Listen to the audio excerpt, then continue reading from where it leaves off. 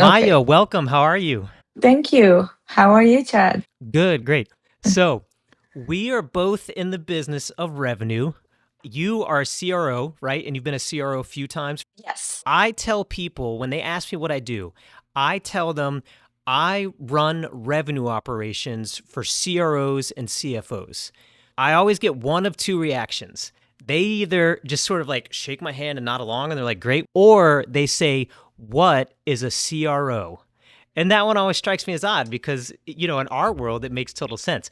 But when you tell people what you do, how do you describe what is a CRO? And then, even if you want to take a stab at it, what is the impact that a good CRO makes on the business in the C suite level?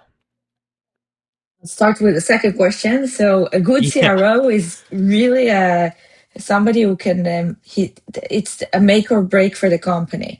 It's somebody who's responsible and has like the shoulders to take the entire company on top of their shoulders, just to kind of, it's really the make or break. They are the revenue generators. They are the Yeah. ones that are kind of into the numbers, into the profit and loss of the company, but mainly, and I will give you later on a very good example. It's really, it can, a good CRO can take a company out of a very problematic and challenging situation and make it super successful. Yeah. Whereas a not so good CRO, and I see those also all the time, would basically make you kind of flat, or you Mm. will grow as your product can grow, but will not make you explode the number, as I call it. Yeah. And for your first question, what is a CRO? CRO is Chief Revenue Officer.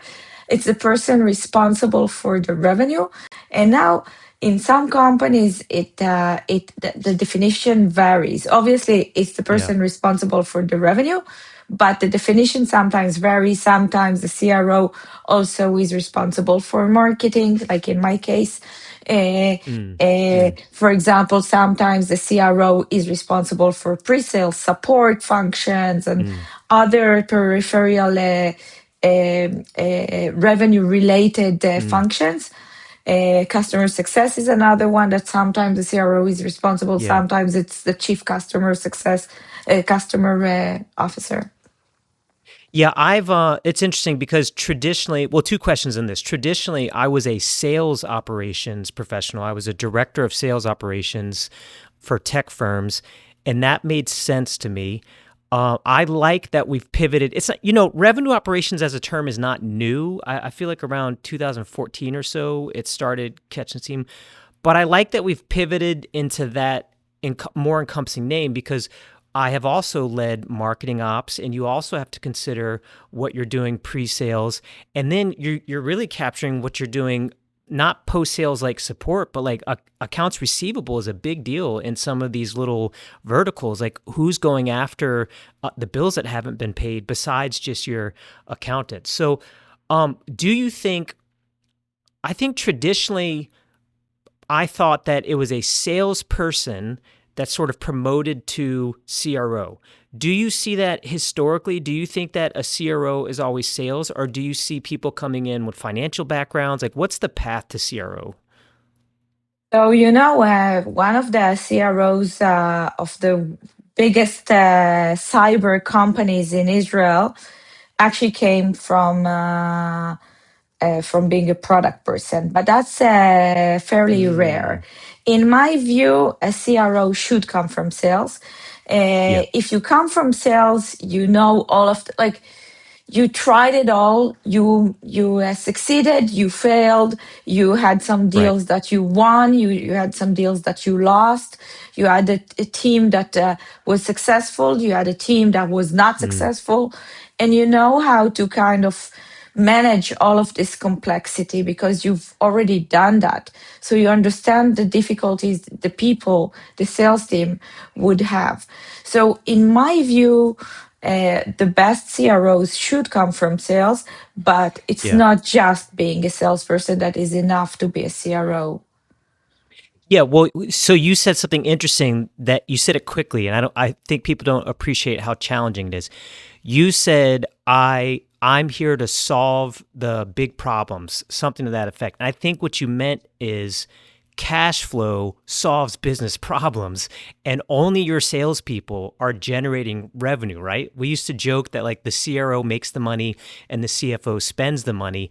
I think that's disparaging to the CFO, actually. I think they're much more valuable to that. But if your CEO or the president comes around and says, listen, we're tight on cash flow, we see a gap in 30 million, the CRO can really step in because he or she has had all that sales experience.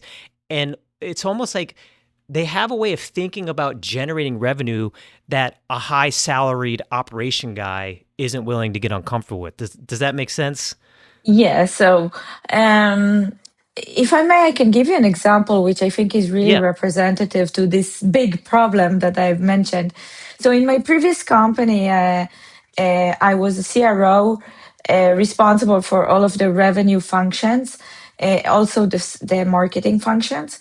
And Mm, we were attacked by one of our largest competitors, which was an mm, American company, in a court of law. That suit, that issue cost us a lot of money. And during mm, that time, you can imagine that a small company like that cannot raise funds. So basically, the responsibility of the CRO is to keep the company alive, keep all of the people there being able to receive their salaries and so on. So mm. Right. basically, what we have done is we had to make the company alive and also pay the lawyers just Mm, from the income from the revenue of the company. So for yeah. that, you needed to be really, really creative and to kind of think what you can do in order to scale the numbers, make sure that Mm. you have a good cash flow, etc., etc. That's so good. I think that sometimes product thinks that they're the ones that carry the business. And also I've a long time ago I used to say if you want a successful business, you need a good salesperson and you need a good product person. So I'm not by any means discrediting product. But sometimes I see like a financial person and a product person go in it and like nobody's generating the leads, nobody's making the deals.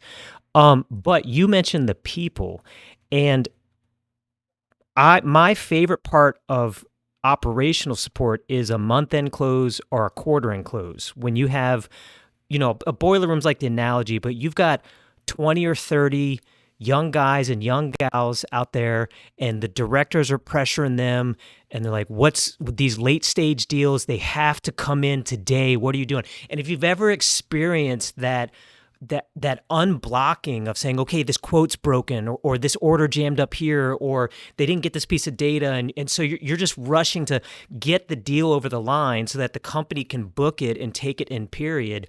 It's a really great feeling, and that's something that I missed when I did sales operations for a physical goods product. I almost told the CEO, like, I was like, you guys aren't really selling. You're like in accounts and you're expanding. There is no quarter and pressure. So I missed that. But if you guys don't do what you do best, then 30 people, 100 people, 1,000 people don't have jobs. And so you really are, it's supporting the entire livelihood and life cycle of the company. Do you feel like people appreciate that enough or understand that when you're sitting maybe in a boardroom with other C-suite members or just in conference rooms in general, and you hear like a normal salary person talking and griping and complaining? Um, so there's also this tension between product and salespeople. Oh, for Uh, sure. Yeah. yeah, but I think that the most successful companies are the ones that the CRO and the CPO are like really working together to rowing in the same direction to make the company successful. So yes, obviously. By the way, I saw it also vice versa. Sometimes my team, my CRO team, the sales team, were kind of. I don't want to say whining, but complaining about the fact that they work like Oh, 24/7 around the clock, yeah. especially at quarter ends, Yeah. while they see their product counterpartners leaving at For sure. 5 p.m. So this tension always exists. I think that in my the way I see it, it's like and obviously I'm not objective about it because I'm a CRO. I see the CROs and the sales teams are as like supermans and women, Yeah. Yeah, I agree. because they come at the end of the quarter when things sometimes don't look really good, Mm-hmm. and they kind of completely change and enlight the situation, and make the company from something a bit depressed or maybe dark, and Mm-hmm. something that is feeling a bit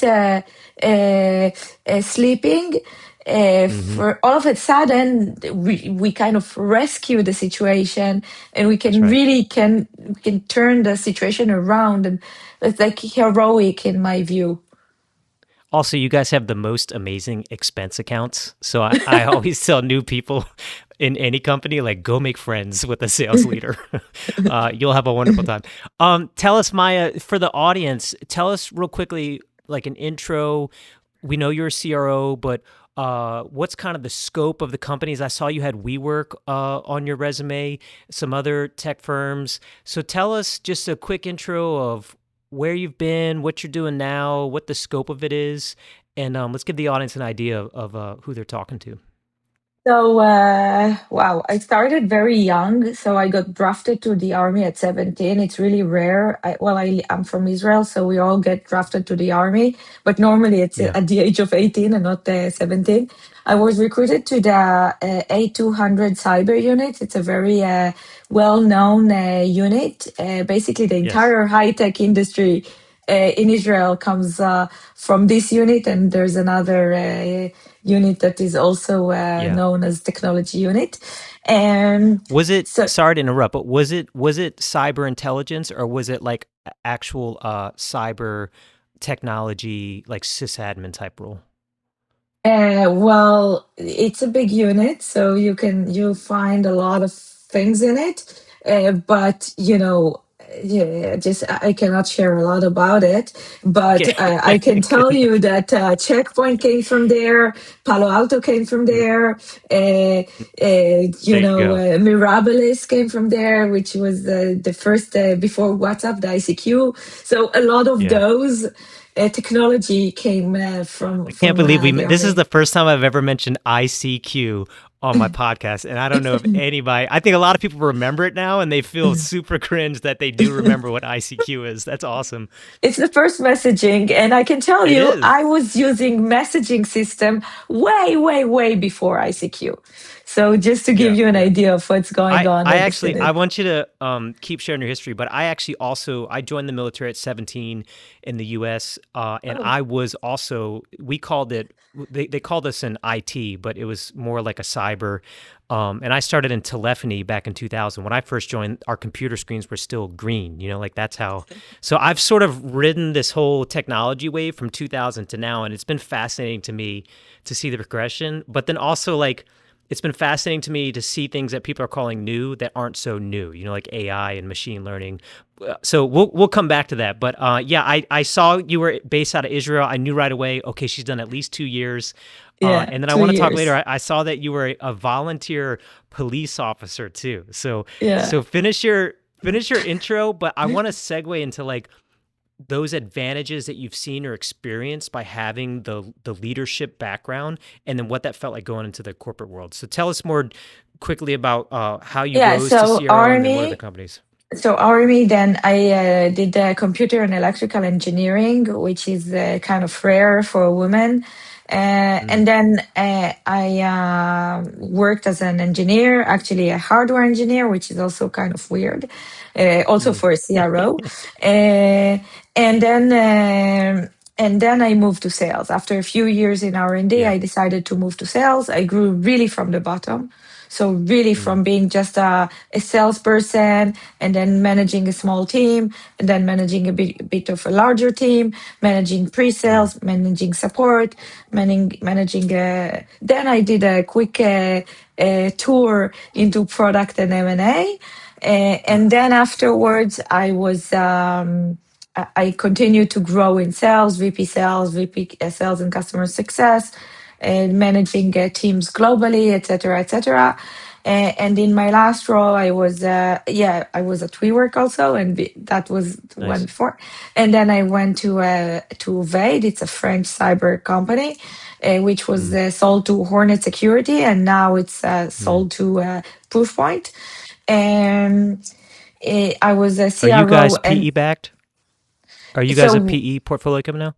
no, no, no. So we were not. We were not. Okay. We were not PE backed back then.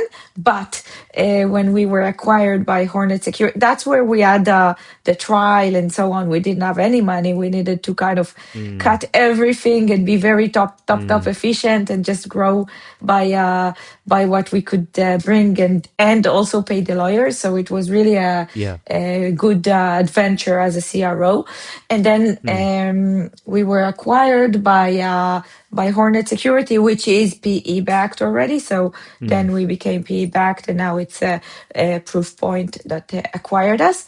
And you asked about PE, so actually now I'm advising some PEs about Right. due diligence and kind of board sits in PE backed companies. Yeah, I have two questions because I do want to. My last company was also PE backed and or a portfolio company, and it was the investors that put me in as sales ops, and it was that company's first role. It was a very different experience working with a company that's PE backed. So I am curious about that. But before we unpack that, do you find in your journey when you were in the thick of sales, like a VP of sales or director, are there parts of being a CRO that you miss from the sales side? Are there things you don't feel like you get to do anymore? Or do you feel like the CRO role allows you to do all of that and some more at the same time? And so first, that feeling that you mentioned at the end of the quarter, as a CRO, you feel it, Mm, but you don't like. I don't wait myself for that single PO that would change completely mm, my quarter. It's like a lot of POs coming from a lot of, yeah. so the feeling is a bit different. It's not the same. It's not as much fun. And the second thing is that obviously I do visit customers and meet with customers, but just very specific customers, very specific situation, Mm, and so on. So it's not my day to day to work with the customers and to work like kind of outbound. I work a lot kind of inbound, so that I miss also. And the third thing, you kind of touched it. Uh, the sales life is super exciting. You wake mm, up one day in this location, then you move to another location, then you're like you don't even remember where you are. If you're like a good salesperson, you're kind yeah. of on the road all the time. Yeah. When I was younger, I used to complain about it, but I also kind of really appreciated that it's an exciting life. You can like it's really an exciting life.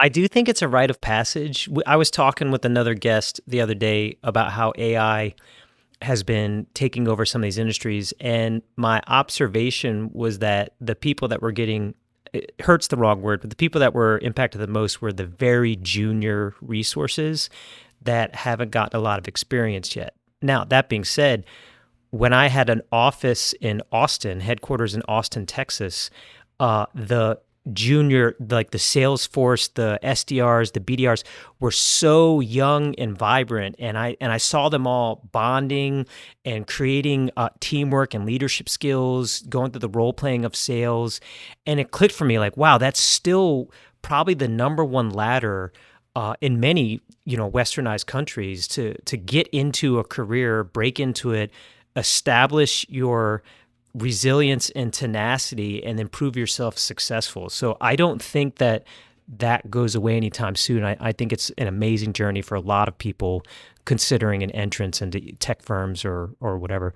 What do you tell younger people when if they just said, "Oh, Maya, what should I do with my life? I'm out of college. I've done my service, and now what I do next?" Um, first go to, yeah, after college. So for us it's first Right. service then college, and so Oh, okay. after college I would recommend them. I love sales. Like, I love the fact that sales is like an exciting life. I feel like Mm, I was in R&D for a long time before, and I didn't feel like I'm really using my brain. And at sales you mm, really have to use your brain, and not only like your math skills, but also you're kind of people person, and being sensitive to the situation and being sensitive to people and so on. So I love sales. I would just say one thing, because I'm also a woman. Um, for mothers, being on the road a lot, it's not mm, always easy. I can yeah. say that it's not always easy, but it's doable. Like, I did it, and it's doable, and it doesn't. And like, my kids are really great, so there's no Yeah. issue around it. But you need to. Not every woman would sacrifice this time Mm, with the kids, and like being. It's difficult mainly for on sure. me. So I would really Yeah. recommend it.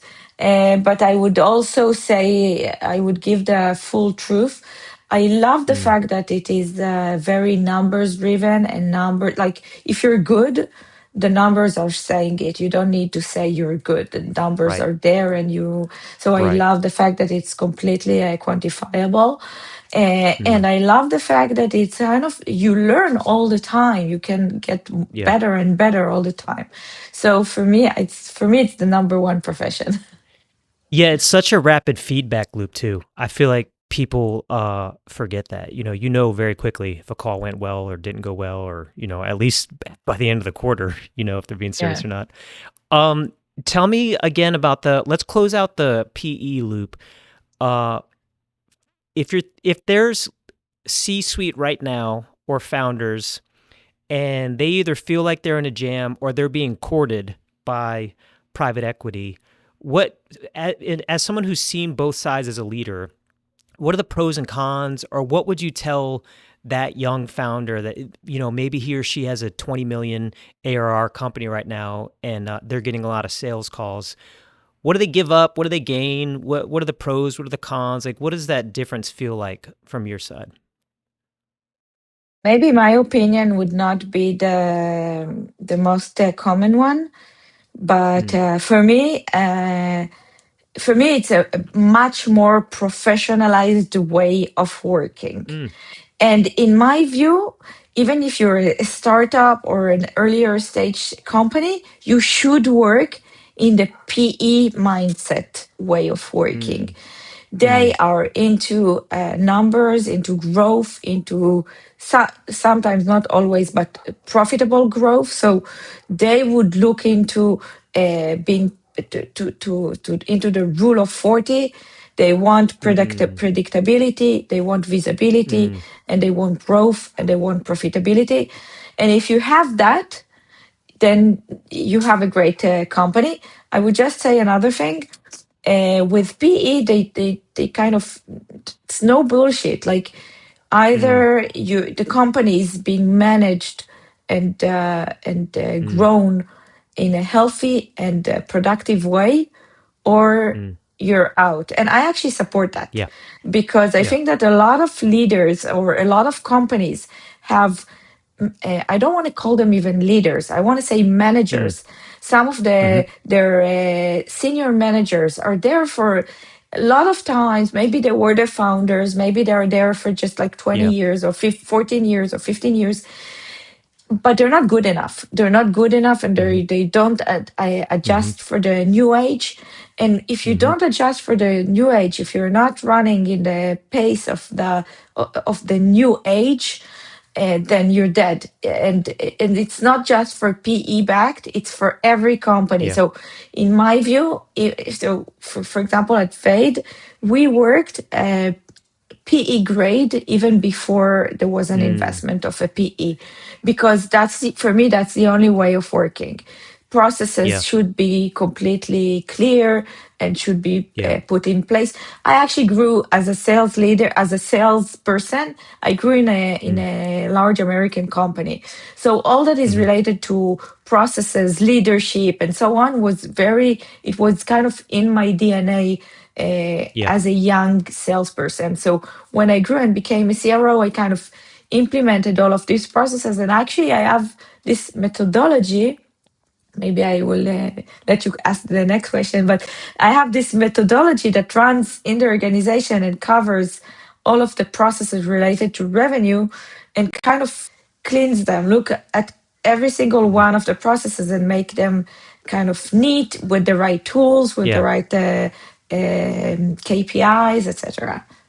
Yeah, I'm gonna move us into the military experience and leadership. So tell us about before we go there. Tell us about that methodology because two things I just heard.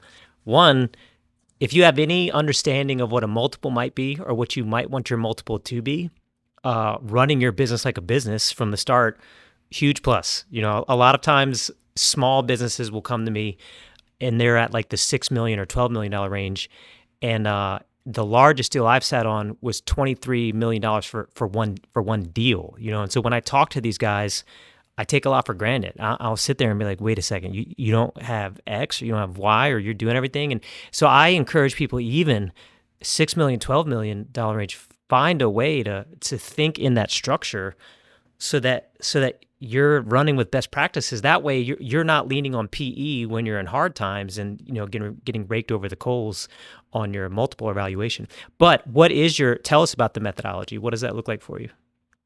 So it's actually 8 pillars. I'm not going to share everything here Okay. very quickly, but I would say very quickly, it goes into the strategy, into the channel system or channel acquisition and channel management, Hmm. into the account management or customer success.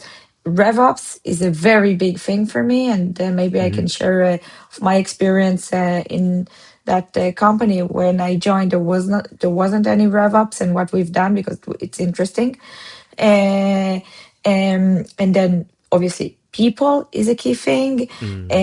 Hmm. So leadership and recruitment and Hmm. so on, pipeline, Hmm. inbound and outbound, Hmm. forecasting and processes and tools, which is part of the RevOps, but forecasting is a whole Yeah. different ballgame. Yeah. And then the structure. You can really optimize the structure, for example, using now we can talk about AI, but AI is a part of it. But for me, it's also inside sales and Hmm. SDRs and so on. So the structure should be, because you wouldn't send, $250,000 salesperson to run after $5,000 in Yeah. ARR sale. So, Yeah. so you need to kind of make it make sense, look at the CAC, Yeah. customer acquisition cost, and so on. So these are the 8 pillars. Within these things, there are many, many, many processes, but I look at For every sure. single one of them, put KPIs on them, on everything, Mm. dashboard per person. So every person should Mm. have their dashboard so they can see where are they in terms of quota, objectives, KPIs, and so on. Uh, and then and obviously medic or medpic is inside of it, and all Right. kinds of sales related processes. Yeah. So much to say there. I wanted to come back to the military experience because of the real world experience and training that I had. When I sat in a boardroom, a corporate boardroom for the first time, I saw people scrambling or buckling under pressure, and I just in the back of my head, I couldn't stop thinking like nobody's died or like, there's no real Exactly. triage. Why don't we apply some operational risk management and just really go through this? So what has been your experience leaning on that the military training or even the leadership training, and how have you applied it to the corporate world?